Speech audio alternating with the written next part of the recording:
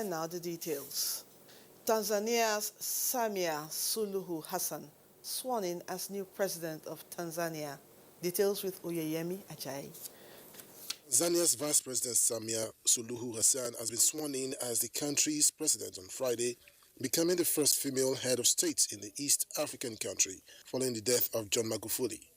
61-year-old Hassan was sworn in at State House in the country's commercial capital, Dar es Salaam. She assumes the presidency following Wednesday's announcement of the death of Magufuli after more than a 2-week absence from public life that drew speculation about his health. In a statement, the presidency said Hassan would address the nation after being sworn in and would also hold a cabinet meeting. President Samia Suluhu Hassan, first elected as Magufuli's running mate in 2015, she was re-elected last year along with him and, according to the constitution, should serve out the rest of the 5-year term in the top job. She is Africa's only current female political head of state and joined a short list of women on the continent who have made it to the top. The 61-year-old is affectionately known as Mama Samia in Tanzanian culture that reflects the respect she is held in rather than reducing her to a gendered role. While the world is still basking in the euphoria of celebrating Okonjo-Iweala as the first female president of the World Trade Organization, today Tanzania sworn in the first female president in the African continent, Samia Suluhu Hassan. Obviously, expectations will be high as to what should be injected into governance from women. Now, joining me in the studio via Zoom to talk more on expectations from the new Tanzanian president is Paul James, Program Manager, Elections, Yaga Africa. Thank you for joining us this morning. Thank you for inviting me. Good morning. Okay. Now, what does this development portend for the world? I think it's showing that Africa's democracy is maturing. Africa's democracy is upholding the essential principles that we want to see in elections. The principles of inclusion, the principle of transparency, the principle of accountability.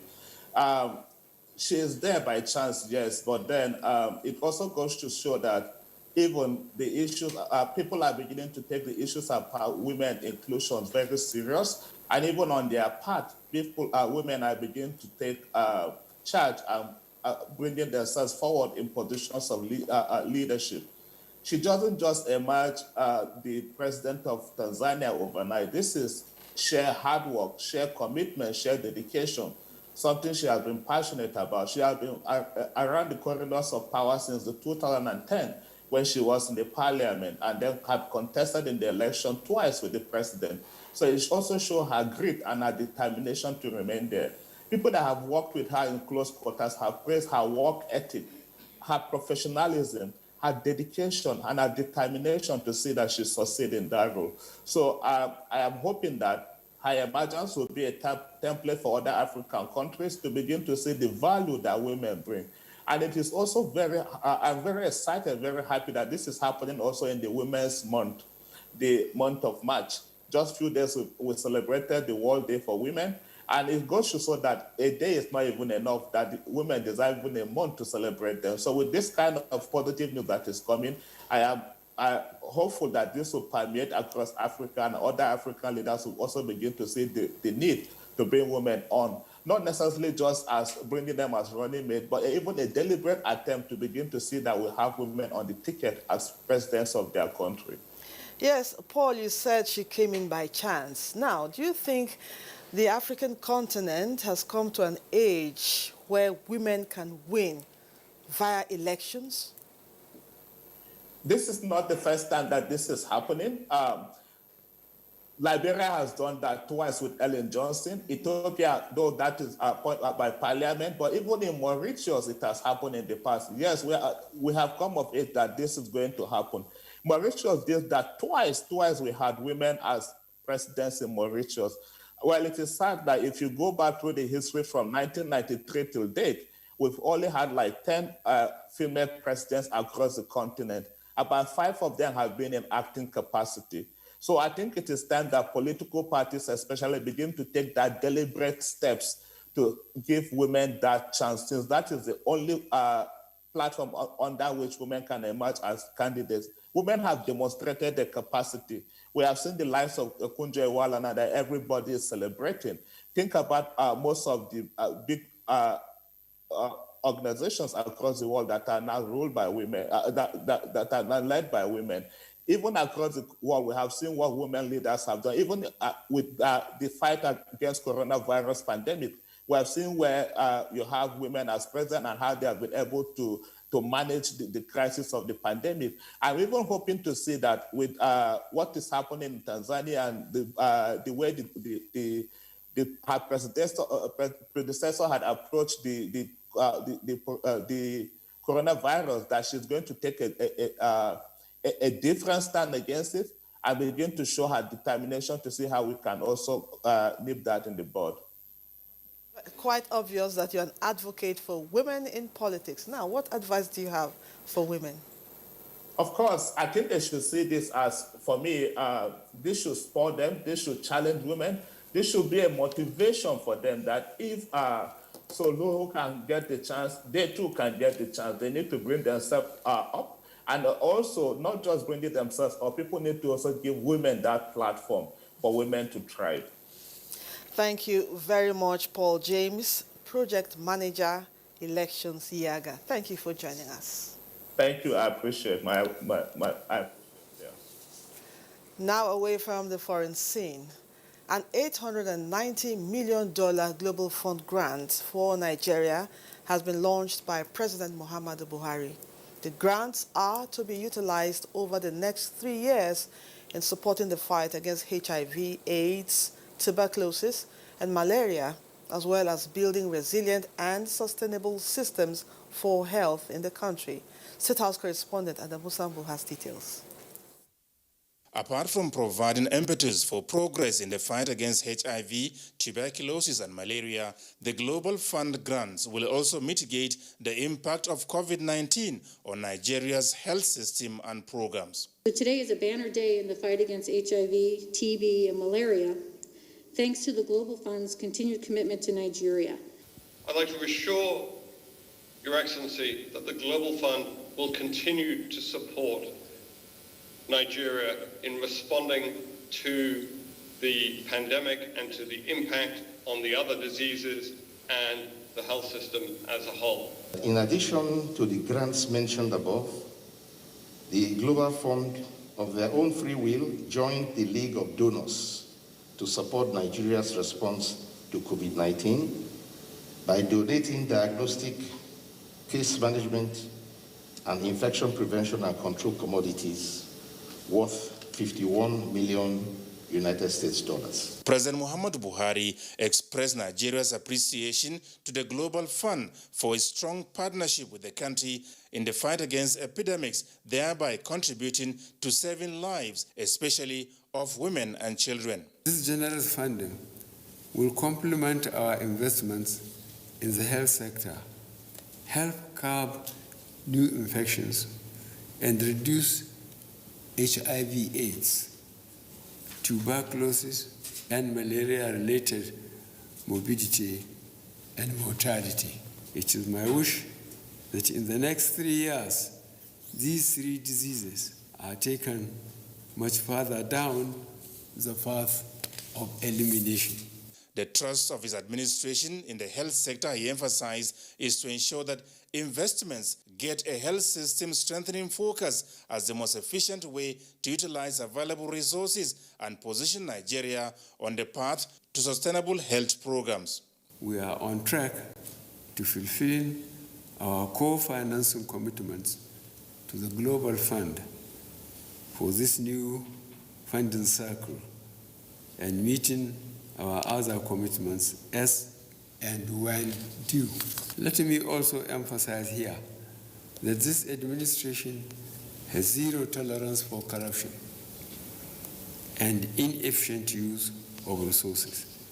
I hereby direct the Minister of Health to set up an accountability framework to monitor the use of this fund and provide periodic performance reports to my office. While restating federal government's commitment to exploring other innovative ways of increasing financing towards ensuring universal health coverage, the president promised to work with other African leaders to ensure sustained high-level political engagement towards achieving the SDG goals by the year 2030.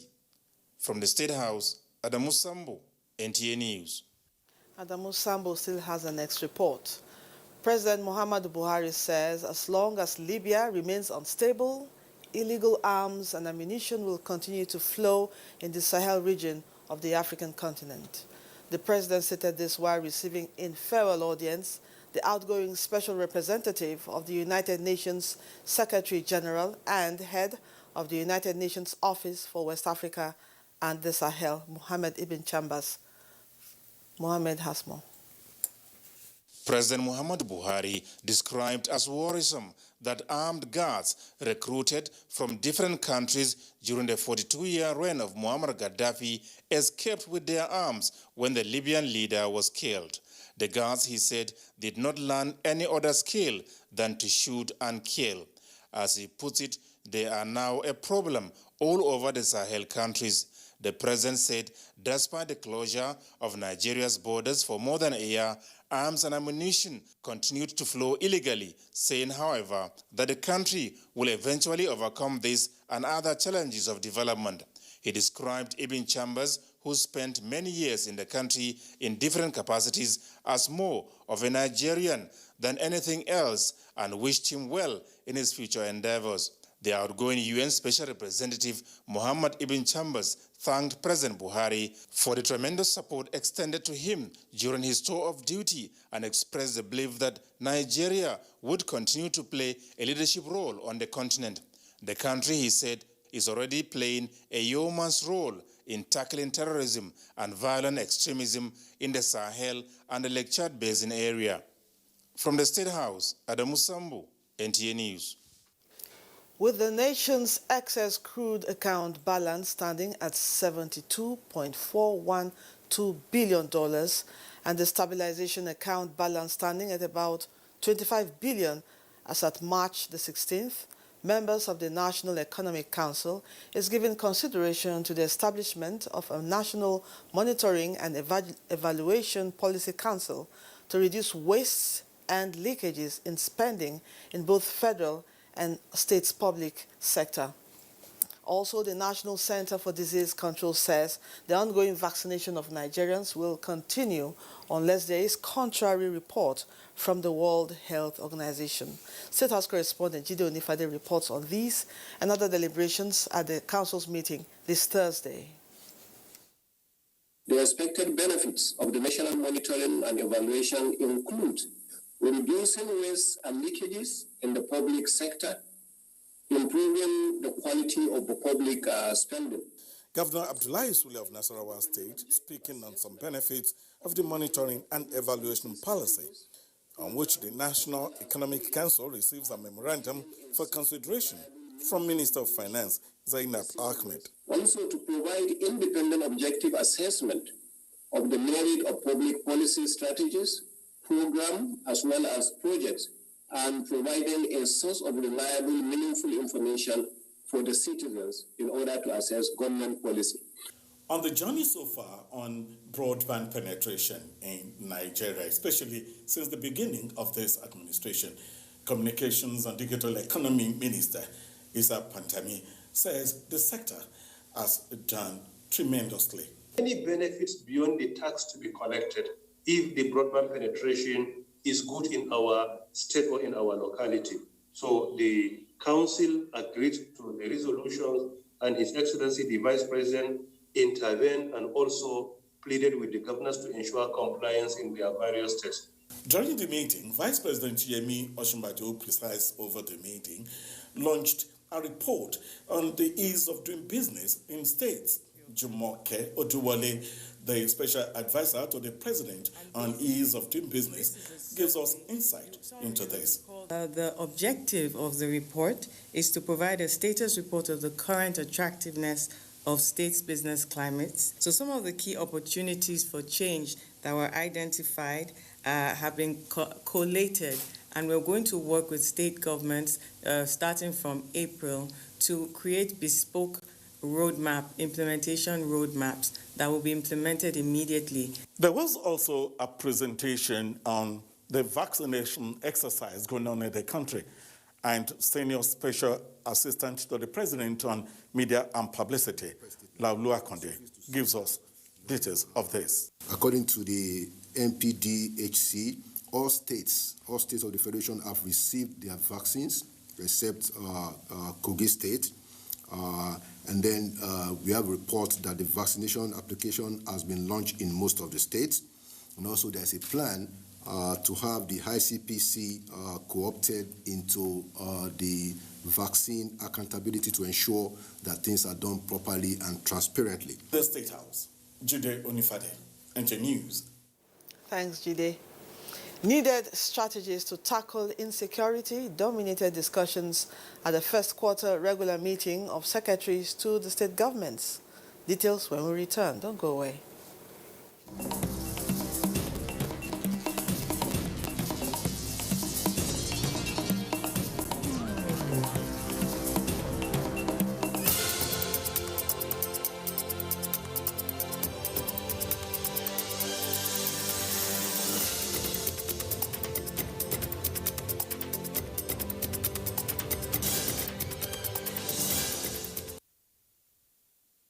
Thanks for staying with us.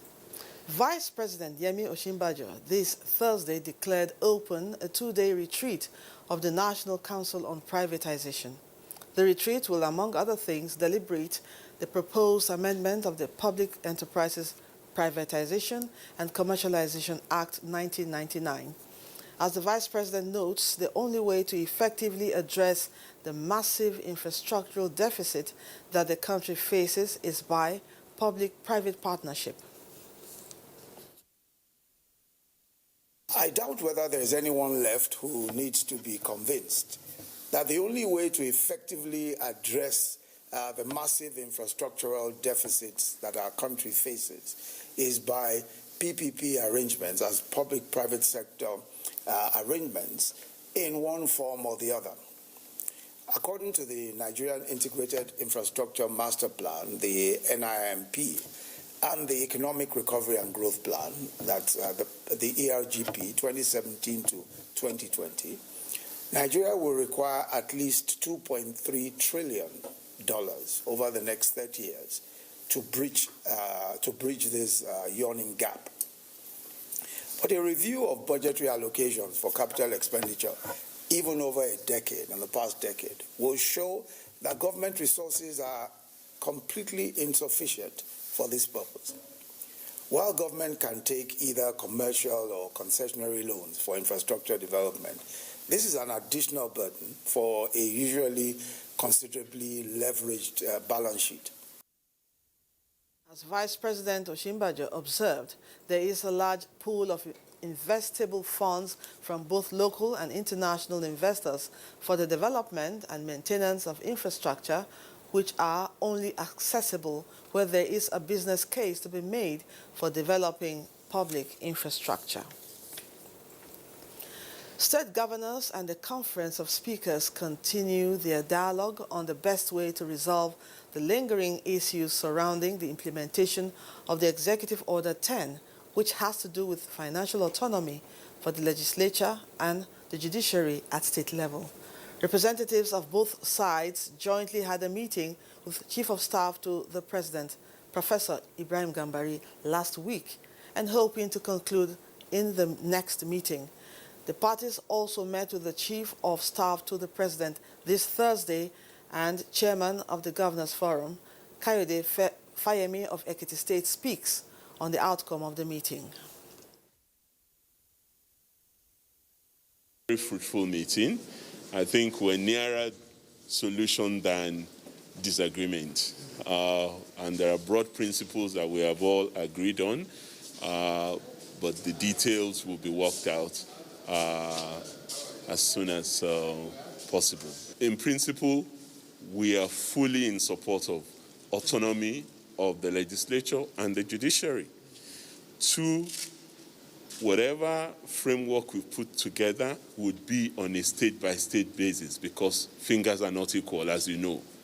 3, even at that, there must be an irreducible minimum below which no state should go. Thank you very much. The House of Representatives has commenced a legislative process to enact a law on cyberspace intelligence to effectively combat security challenges in the country. Chairman, House Committee on Defense Babajimi Benson disclosed this during an oversight visit to Defense Headquarters in Abuja. National Assembly correspondent Lami Ali has more. This visit is the first official engagement between the House Committee on Defense and the Chief of Defense Staff, General Lucky Irabo. The committee reiterated that in supporting the federal government to end all forms of security breach, the House initiated several legislative interventions to improve logistics and enhance performance, latest of which is the proposed bill on cyberspace intelligence. The importance of space and cyberspace to the modern warfare cannot also be underestimated. The space and cyberspace has become a very critical sphere economically and militarily. Therefore, maintaining their capability is now an emerging necessity for military operations globally. The defense chief says fostering a professional, result-oriented and effective armed forces that is loyal to the provisions of the Constitution is paramount. There will be a collective good for not just the legislature, but of course the entire Nigerians that you represent. The oversight enabled the committee obtain information on the capital projects of Defense Headquarters for 2019 and 2020. In another development, the House Committee on Federal Road Safety Corps has handed over fire trucks to the Borno State Command of the Corps, donated by the state government.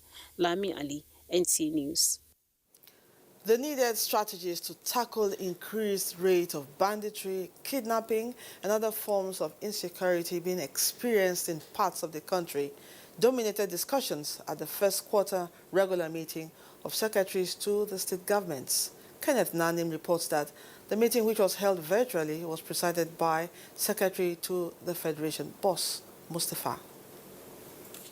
Leveraging on the theme of the meeting, which is the role of secretaries to the state governments in strengthening sub-national level security architecture, the National Security Advisor and the Inspector General of Police urged the SSGs to embrace community policing strategy and synergize with stakeholders to sufficiently coordinate all security activities in their domain. Fighting insecurity within the localities, that's why the federal government came up with community policing strategy.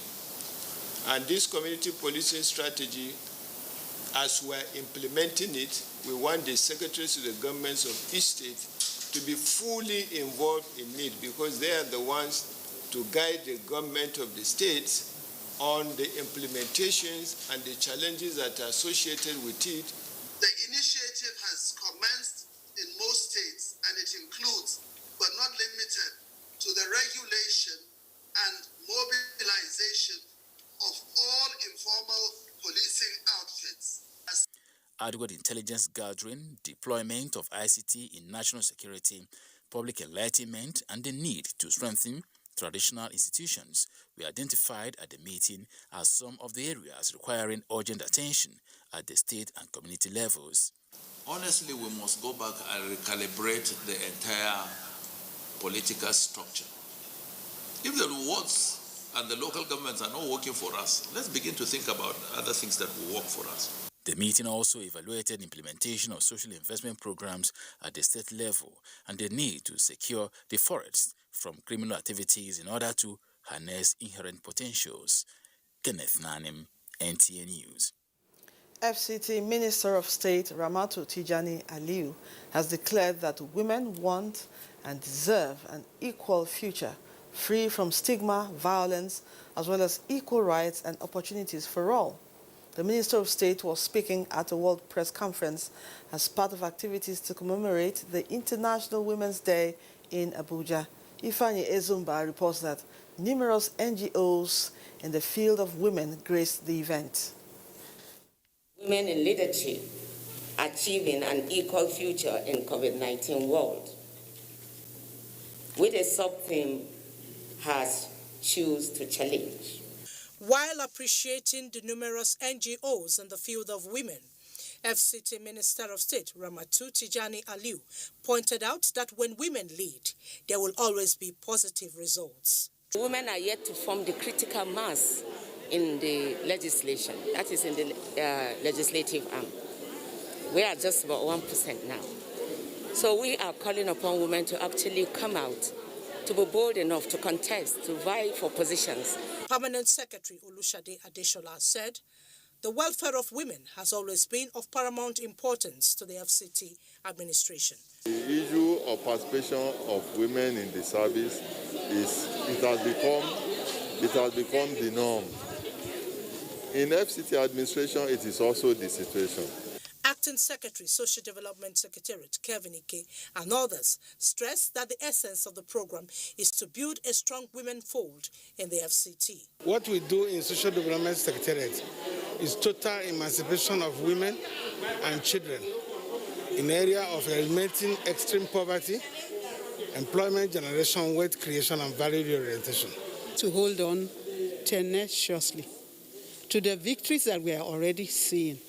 And we stand by the slogan for this year's, sub-team, choose to challenge. Having seen what women can do, both at a national and local level, it is important that that space be created to encourage other women to step in. Presentation of special gift on behalf of FCT women by the FCT Minister of State. Among the recipients are the Permanent Secretary, FCTA, Acting Secretary, FCT Health and Human Services Secretariat, among others. In Abuja, Ifani Isumba, NTA News. Up ahead, Court of Appeal dismisses APC suit against Obaseki.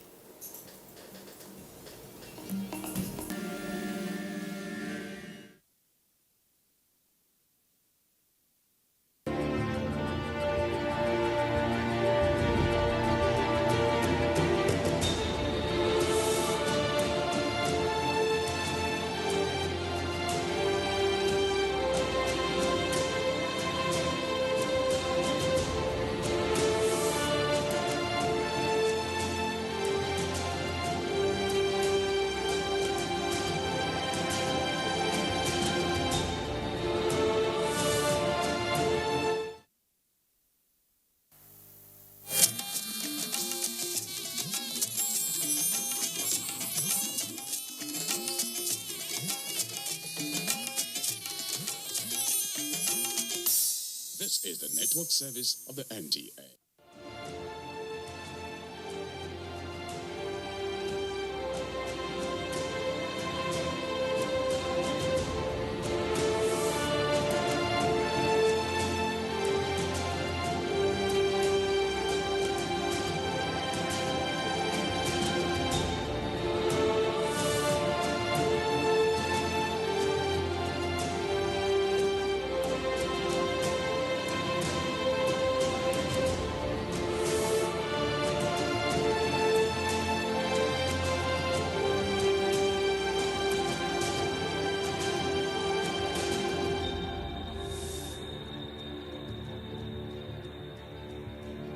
Nigerian women in the diaspora are winning, and not just winning, they are winning big, taking up top leadership level positions in governance, economics and politics, enterprise, academia, among others.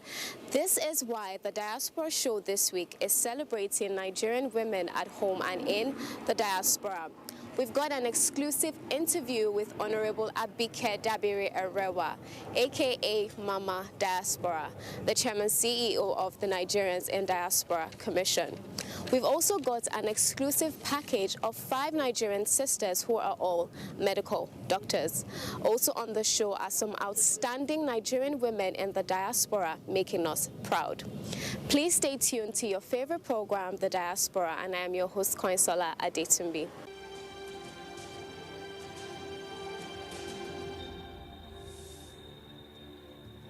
The International Women's Day 2021 had as theme Women in Leadership, Achieving Equal Future in a COVID-19 World. Listen to Honorable Abike Dabiri Erewa, Chairman CEO of NIDCOM, as she speaks to the issue.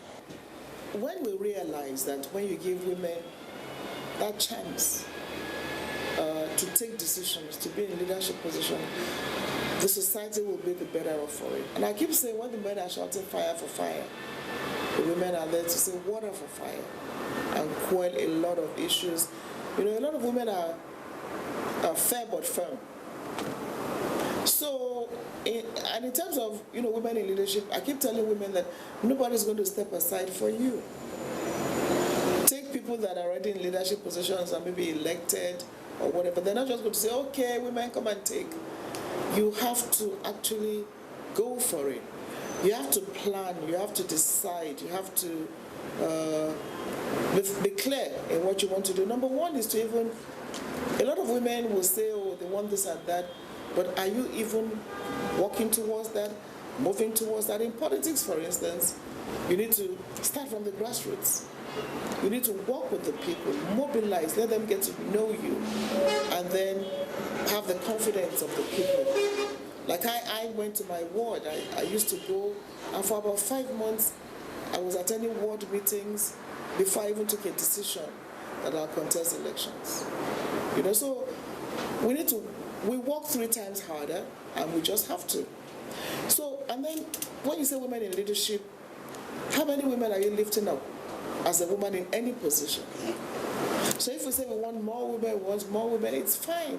But how many women are we, the women, lifting up? So it's important to also consider that and stop paying lip service to if you educate a woman, you educate a woman. Just do something for the next woman who is not as who doesn't have the advantage that you have. And then political parties, it's very important for political parties to take the right decisions about women. And here's the thing, there are a lot of qualified, competent, absolutely competent women, but are they coming out? So if I say vote for me, I'm not saying vote for me because I'm a woman, I'm saying vote for me because I do the job. But if you're going to compare 2 people, you're going to look at what they can do than the gender. Yeah.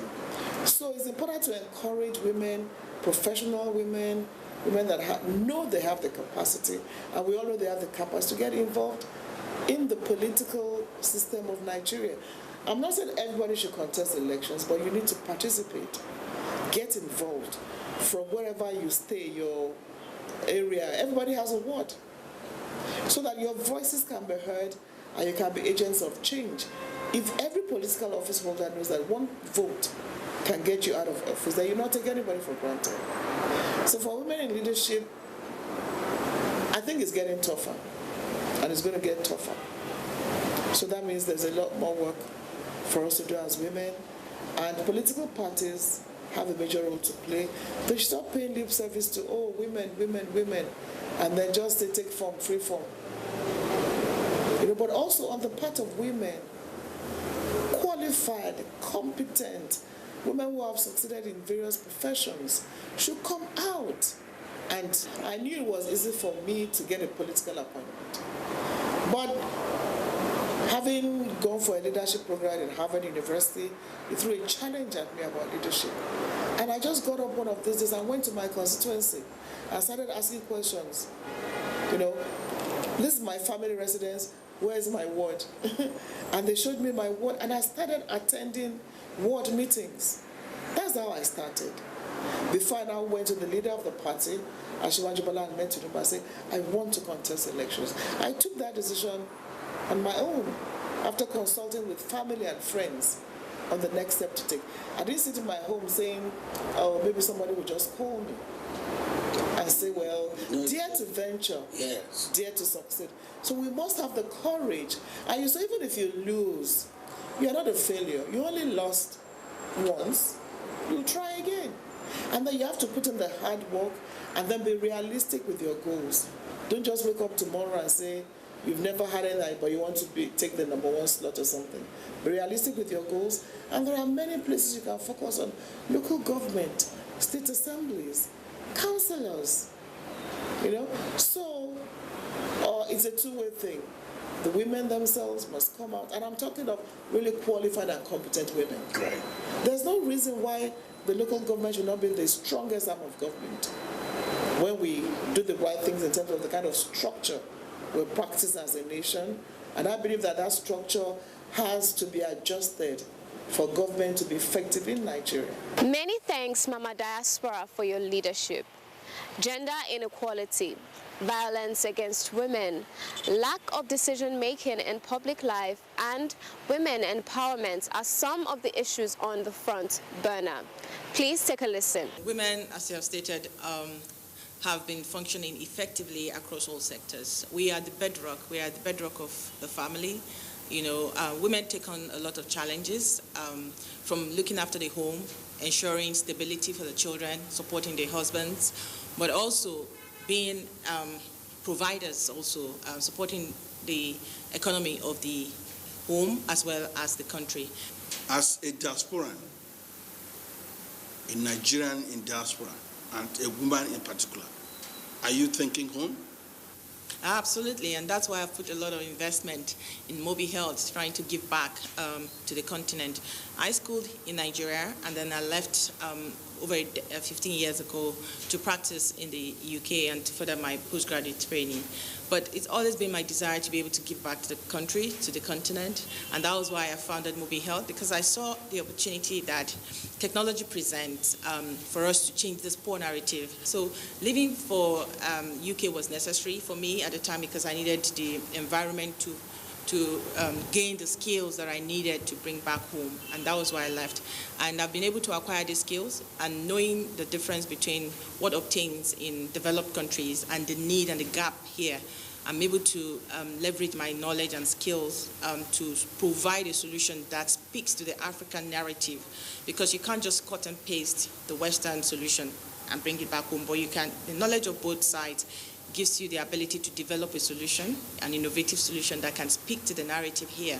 So Mobi Health essentially harnesses the diaspora medical community, doctors, nurses, other healthcare professionals, and bringing them back to the continent through technology to provide care and support what is going on back home, the medical community back home. So through our portal, anybody in Nigeria can now access a doctor conveniently from home. You go on your mobile app and you can speak to a doctor in Nigeria. You can speak to a doctor in the UK, in the US, in UAE. You can get your medication delivered to you at home, genuine medication. And we also provide training, because it's all about local capacity building as well. So through our platform, we're able to train doctors, train nurses, train community health workers, do task shifting, and being able to support that deficit that we have. Because you see, Nigeria has a massive deficit of doctors and healthcare workers. We have a mass exodus out of the continent, and we're losing billions of dollars every year training doctors and nurses and healthcare professionals who eventually leave for the West. How do we reverse this trend? Of course, the factors that need to be in place to be able to keep these professionals here will take decades to be able to achieve. But what we can achieve right now is the fact that Nigeria is one of the fastest growing in mobile technology adoption. We have over 173 million mobile subscribers, and Nigerians spend over $600 million every month on airtime and data, over $8.8 billion every year on airtime and data. Yet we have less than 5% of people with access to the health insurance scheme. So how do we leverage this technology to improve access to healthcare? Because your health is your wealth. If you're looking at your bottom line, if you're not healthy, a farmer who is not healthy cannot produce. If you're not healthy, you won't come to the office. So we need to be able to know that investment in healthcare is an investment. It's not just something that it's not something that is, well, we know it's the government's responsibility, but we all have a part to play in it. How do we harness all these resources together to attain that?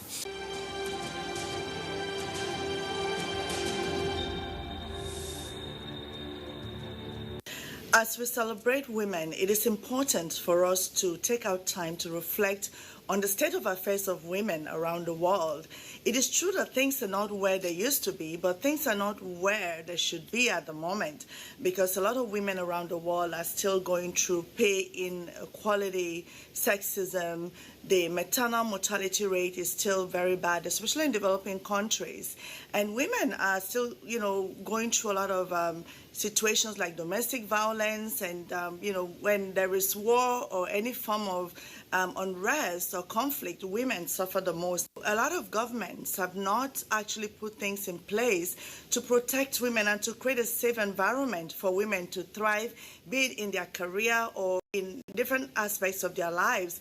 And in some countries, even in Africa, there are no, known, serious punishment for people that abuse women, that are violent against women. And I think this is something that, needs to be done.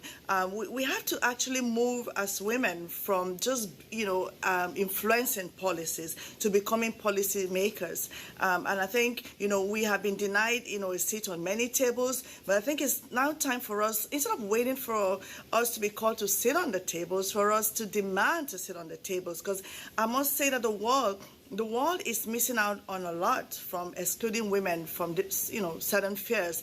Because think about it, the world has been run by men for as long as I can remember, and the world has a lot of issues. So women have a lot to offer, and I believe the world is actually, changing itself by not giving women the opportunity.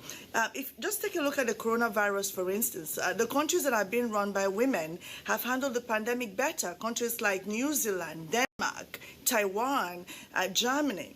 If you look at those countries, you'll see that the way the pandemic has been managed is really amazing. Women out there, I would like to say to you, do not allow the visible and invisible structures created by society or systems to keep you down. Dream big and pursue your dreams. Your power is actually in your action.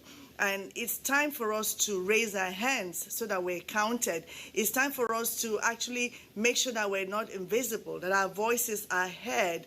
It's a time for us to actually seize the opportunities that are presented to us, and the opportunities that are not presented to us, for us to either create them or demand them. Posterity is waiting for us to contribute ingenuity. And I know that as women, we always actually go the extra mile. And I want to say, don't be good if you can be excellent. And don't be excellent if you can be extraordinary. Be totally amazing. I know that as women, we have the power in us to, take this world to a different place than it is right now. And as we celebrate women, I want us to not just celebrate women, but put things in place to give women the opportunities to achieve their full potential. Many thanks. We are super proud of you. And now let's join Boy Alinko for a message. Not so fast. Look, I'm tired. I want to check out of this country for greener pastures. Just calm down for a moment. Please sit down. Do you have a job where you're going to?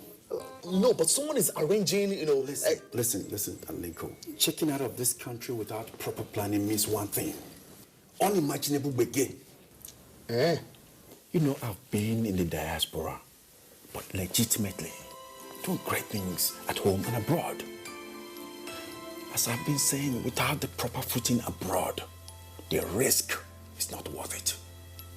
Listen, Alinko, it's better to be home than be trapped abroad, or even end up in prison.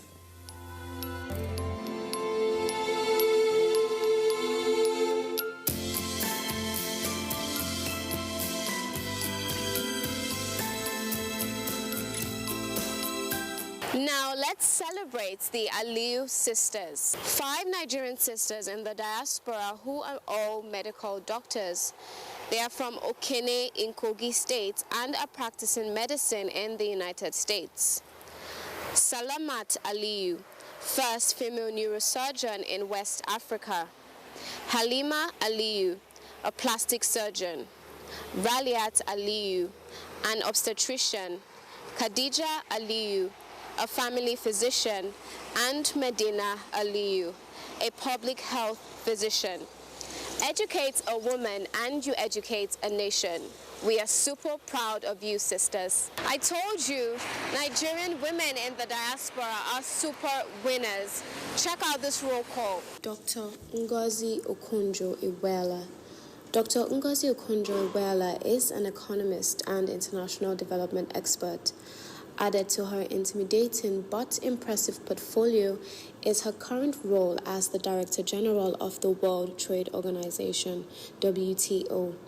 With her position, she makes history as the first woman and first African to hold the office.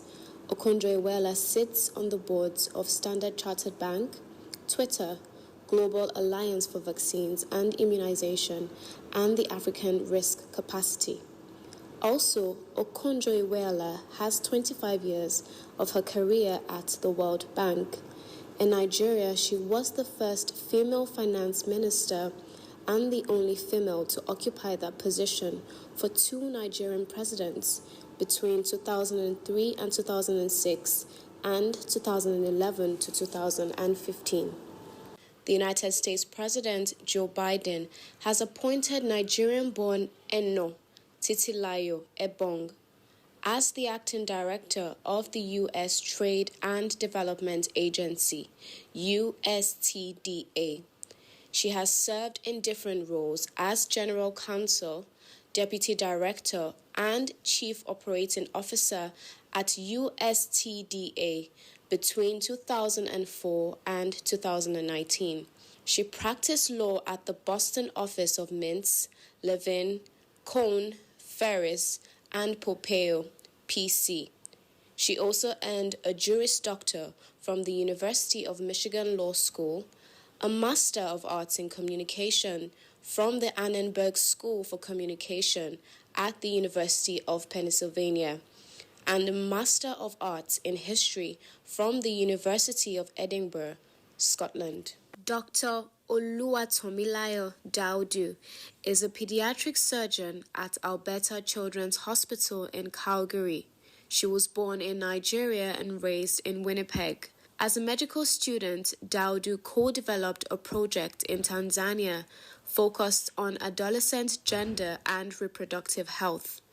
She spent her summers researching childhood pneumonia in Nigeria and more recently launched a surgical needs assessment for the country. Currently completing a Master's of Public Health at Harvard University, Daudu is part of a team led by Dr. Mary Brindle, working to revise the safe surgery checklist for high-income countries around the world.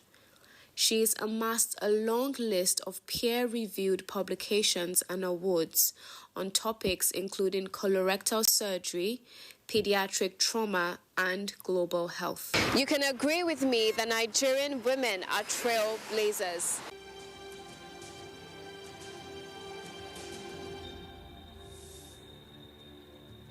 We're going to talk about some more words that have to do with suicide. The first one is suicide behavior, which is kind of similar to suicide attempt, but not quite. So suicide behavior is an act or a group of activities that can lead to suicide. A group of activities that can lead to suicide, or a group of activities that people who kill themselves engage in. A group of activities that people who kill themselves engage in. For instance, I bet you didn't know that people who are suicidal give away their stuff. They give away their stuff. A lot of them start to give away their stuff. A lot of them start saying goodbye.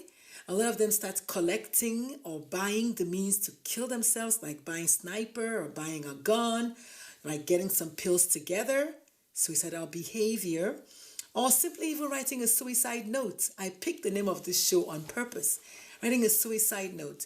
Children will start asking questions about suicide, start asking questions about death. We're going to get to that in the future episodes, but just remember that. That's a collection of behaviors that people who want to kill themselves engage in. Then we have something called a suicide contagion or contagion if you're potato or potato, right? It refers to the process by which the exposure to suicide or suicidal behaviors within one's family, one's peer group, or through the media reporting can result in an increase in suicidal behaviors and suicide in persons at risk. That's a lot of words, but the bottom line is when you expose people who are at risk to a lot of news about suicide, they can become suicidal. People at risk. Note that, not everyone. So it's called a suicide contagion, much like COVID-19, right? It's a contagious infection. So suicide can be contagious, okay? Then there's a suicide cluster, and a suicide contagion tends to lead to a suicide cluster. And a suicide cluster is defined as a group of suicides or suicide attempts or both that occur close together. They occur closer together in time and geographic location than would normally be expected based on the statistical prediction or community expectation. Bottom line is, when you have a higher number of suicides in a particular location, more than is predicted for that location, like what? Is there like a prediction? There should be none, right? But when you get too many of those, it's called a suicide cluster. So suicide contagions or contagious tend to lead to suicide clusters. In San Antonio, Texas, where I live, between November 2019 and February 2020, we had a major suicide cluster. We had 7 suicides in the space of about 4 or 5 months. So that's not the norm, I guess is what they're saying. So that's all I have for today. So remember, we talked about suicide ideation, which is thoughts about suicide last week, suicide behavior, suicide contagion, and suicide cluster. My name is Dr. Lulu, aka the Malnutrition.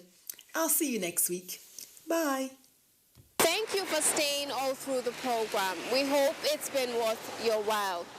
And in case you have anything to share with us, please do not hesitate to do so, as we expect feedback on our show. Remember, you can reach us on all our social media platforms. On Facebook at Nigerians and Diaspora Commission. On Twitter at NITCOM_gov.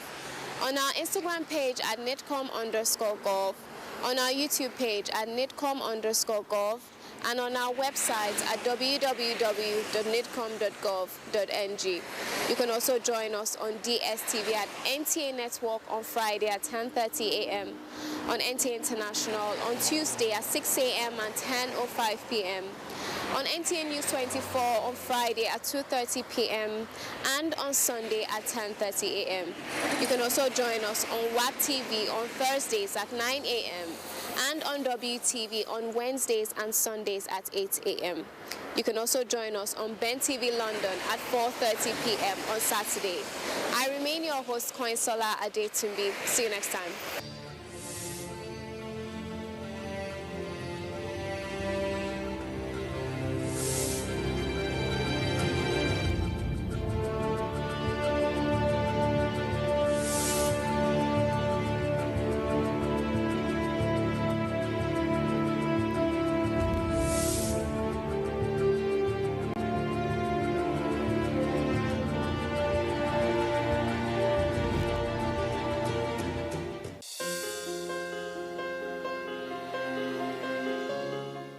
The vaccine offers hope for a safe country free of coronavirus. I urge all state governments, traditional and religious leaders to take the lead in the mobilization effort within their environment and spheres of influence. I similarly urge all eligible Nigerians to present themselves and be vaccinated in accordance with the order of priority already mapped out at the various authorized designated centers only.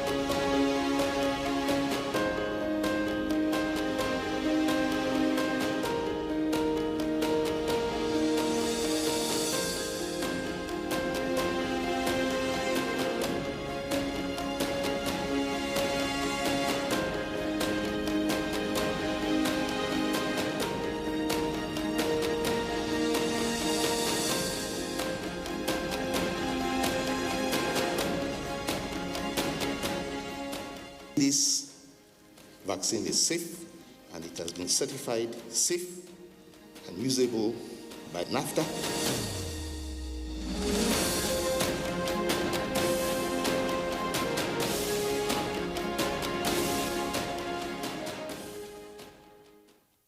I never get this kind of thing, or I hear it. Abuja Intra-Products Agency then called me because we are partner with them. They say we should come. There is a survivor fund that the government wanted to give technicians. They capture everybody, including food seller in my own workshop. When my chairman called me that there is parity something, that I should come and take my cash off, the money now come, and that money helped me a lot.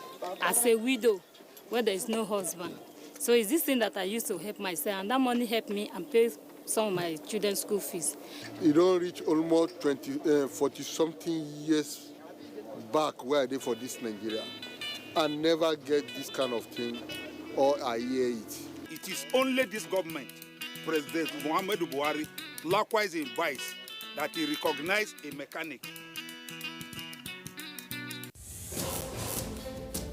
From dusk to dawn, 24 hours a day, NTA International is with you. In your living room, office,